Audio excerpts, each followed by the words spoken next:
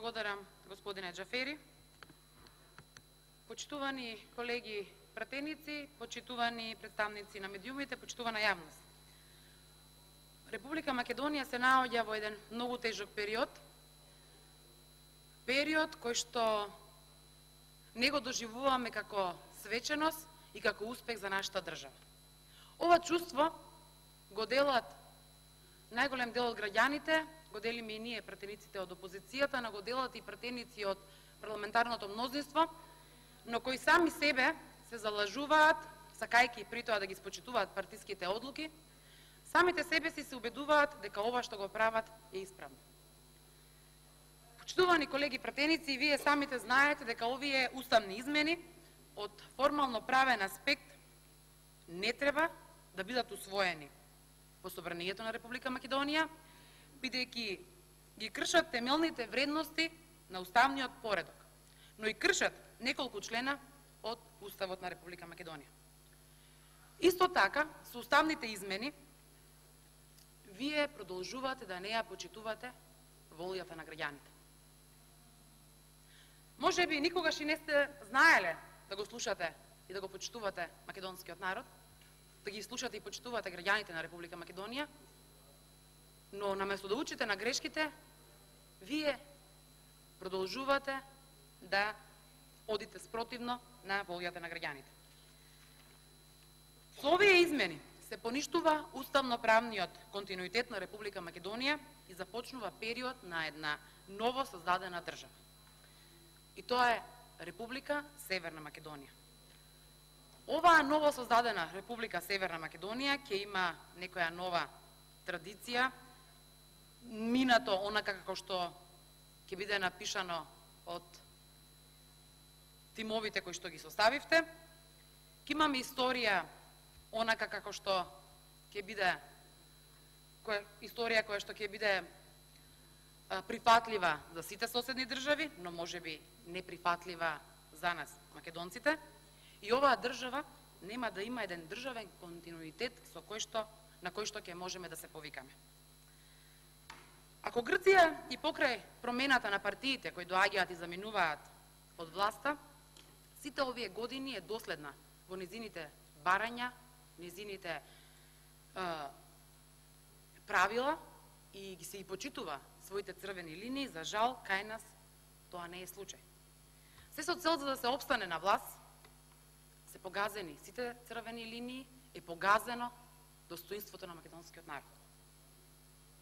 Ако уште од 2004 година министерот за надворешни работи, господинот Никола Димитров, бил дел од овие преговори, мислам дека така спомена 2004 година, може би грешам, не знам, не сум сигурна, но во една од неговите дискусии мислам дека ја спомена токму оваа година. И ако истиот е дел од преговарачкиот тим уште од 2004 година, зошто дури после 14 години го прифати ова најнедостоинствено предлог решение? Дали по секоја цена сакаше да си ја заврши својата работа и при тоа не сакајќи да ја остави недовршена, прифати се што му беше понудено на маса? Дали се чувствува веќе професионално согорен од оваа негова работа, сака да замине и пак при тоа сака да замине и да се пофали дека го решил спорот, а како го решил знаеме сите ние? Или пак одработува за некоја агенда и затоа сите овие години не прифатил подобри предлози за решавање на спорот? Може би целта на таа агенда била колку може пообезличени да подпишеме договор, односно спогодба со Република Македонија. И во сето тоа успеавте. Успеавте да не обезличите. И ова вие го кажувате дека е свечен чин. Навистина, почитувани колеги, никој од нас не го доживува така. Зошто нам не чуваа вчера хермалини, не чуваа кордони полиција надвор? Зошто не чуваа кордони полицајци? Какво беше чувството кога влегувавте и излегувавте од законодавниот дом? Дали се чувствувавте пријатно дека правите нешто што е добро за државата? Доколку тука одлучуваме за значаен момент кој ќе биде за доброто на сите нас, Нам нема да не чуваат припадници на Министерството за внатрешни работи и специјалните единици. Нам ќе не пречекаат граѓаните со насмејани лица и со громогласен аплауз. Така се работи за доброто на државата. И така граѓаните ќе одговорат доколку ние тука на вистина работиме и ќе допринесеме нешто за подобро утре на сите нас. Со бришењето на одлуките наасном од преамбулата ќе го зададете најсилниот антимакедонски удар кој во последниот век и бил зададен на Република Македонија. И на тој начин ќе ги разнишите уставните и правните темели на нашата држава. Охридскиот рамковен договор е новина која што не е дел од спогодбата со Грција, а нели овие уставни измени кои што немаше да се случат, ама откако веќе најавивте дека ќе се случат, требаше да бидат во согласност со спогодбата со Грција. Од каде излезе Охридскиот рамковен договор?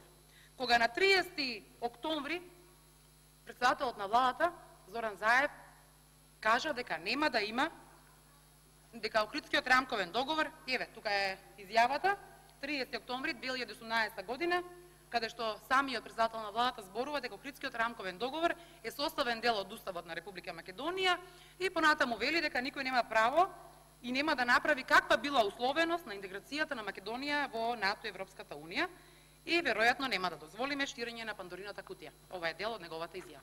Што се случи за да председателот на владата си го смени своето мислење за само неколку дена подоцна да каже дека Охридскиот рамковен договор ќе влезе во уставните измени? Почитувани колеги, дали не забележавте дека кога го добивме предлогот за пристапување кон измена на Уставот на Република Македонија во октомври 2018 година, во самиот амандман Охридскиот рамковен договор го нема. Видете во точка 2 дека тука во измена во преамбулата на Уставот стои дека ќе се сменат во преамбулата на Уставот ќе се сменат документите на АСНОМ, односно ќе се именуваат конкретни документи на АСНОМ, тоест ќе се внесе повикување на прогласот од првото заседание на АСНОМ, но го нема Охридскиот рамковен договор. Што се смени кај вас, односно кај председателот на владата, за само неколку дена во ноември ни стигне текст нацрт на амандманите каде што покрај преамбулата, каде што во преамбулата покрај прогласот стои и Охридскиот рамковен договор. Дали беше во прашање одржување на коалицијскиот однос? Дали беше во прашање одржаноста на коалицијата? И така вие условени како се досега прифативте нешто кое што претходно не ви се прифаќаше.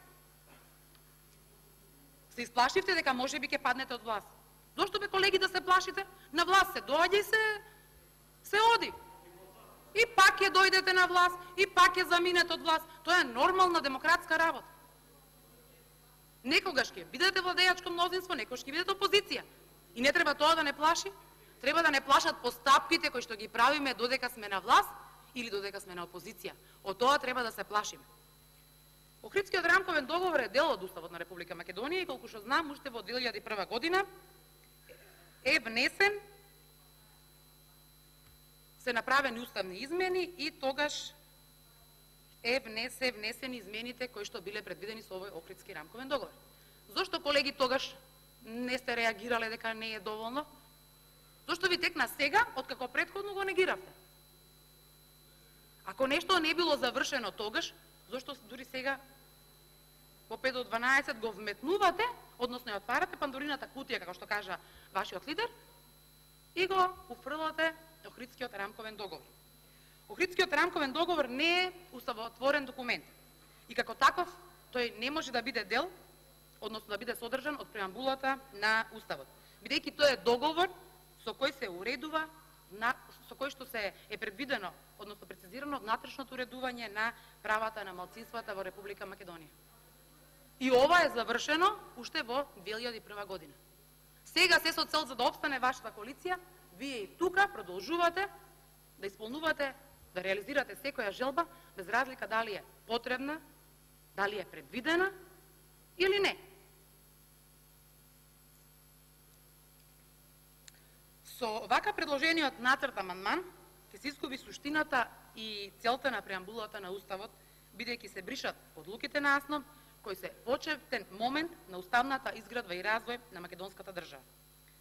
Актите кои се донесени на АСНОМ се со уставно-правен карактер и представуваат почеток на уставното уредување на Македонија. Одлуките на АСНОМ ќе ги замените со прогласот од првото заседание на АСНОМ, но прогласот не е правен акт и секој дека не произведува правно дејство, односно истиот, како што кажав, представува со еден вид на соопштение. Со овој нацрт амандман, доколку остане вака како што е сега, вие ги бришате најважните уставнотворни документи на македонската држава. Почитувани колеги, со овој нацрт амандман исто така го бришете и делот каде што после 8 септември 1991 година одлучија да ја конституираат Република Македонија како самостојна држава.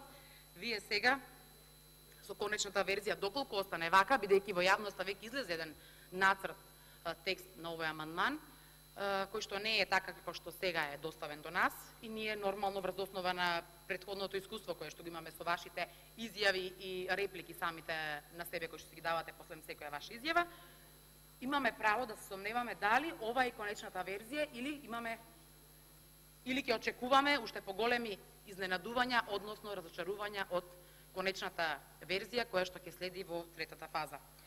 Со ова што се брише одлучија да, би овој амандман, само ќе кажам дел, ќе изгледа вака. Во согласно со традицијата на Крушевската република и прогласот од првото заседание на АСНОМ, до македонскиот народ за одржаното заседание на АСНОМ и референдумот од 8 септември 1991 година, а тука одлучија да се брише и на Охридскиот рамковен договор ја конституираат Република Македонија како самостојна суверена држава. Зошто се срамите да кажете дека во 1991 година на 8 септември граѓаните на Република Македонија одлучија да ја конституираат Република Македонија како самостојна, суверена и независна држава? Зошто се срамите од минатото? Можеби днината ќе покаже дека вие одлучивте да ја направите, да ја создадете таа нова европска Северна Македонија. Не знам, времето ќе покаже. Но сега во овој момент навистина не ми изгледа така. ВМРО ДПМН го обвинувате дека е против ЕУ и НАТО. Тоа не е така, за тоа зборуваат фактите. Затоа уште во 1990 година во својата програма ВМРО ДПМН бара итен влез на Македонија во Европска унија и НАТО. Социјалдемократскиот сојуз дури во 1996 година ова го вметнува во својата програма. Што значи дека многу порано од вас ВМРО ДПМН се залагало за членство на Република Македонија во Европската унија и НАТО. Но сега ви е лесно, сакајки да си ги избегнете своите проблеми и својата несигурност за одлуката која што ја носите, го посочувате прстот кон кого ако не кон ВМРО ДПМН.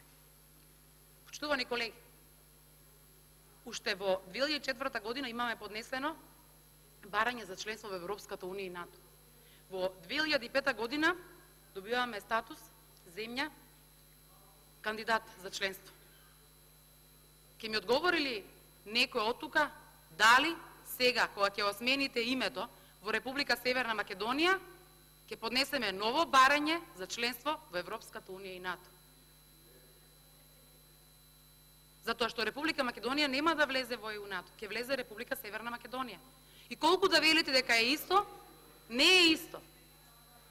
Добро е, треба да се радуваме сите ние доколку Република Македонија влезеше и влезе во ЕУ и НАТО. Но да влеземе достоинствени и да го зачуваме тоа што за нас е свето.